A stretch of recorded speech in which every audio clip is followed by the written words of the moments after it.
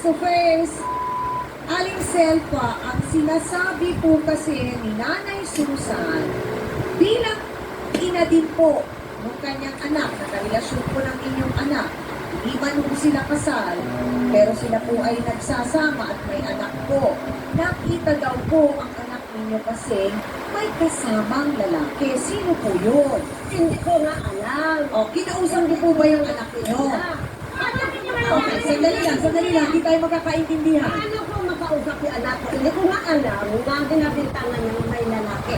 Dapat ako din sabi niya nga, yan, anak ko manang sila pa. Sinasabihan, pero hindi ka nakikinig. Malalaki. Kinausap niyo po ba ang anak ninyo? Tinanong niyo po ba siya, Inday, may problema ba sa inyong dalawa ng iyong kinakasama?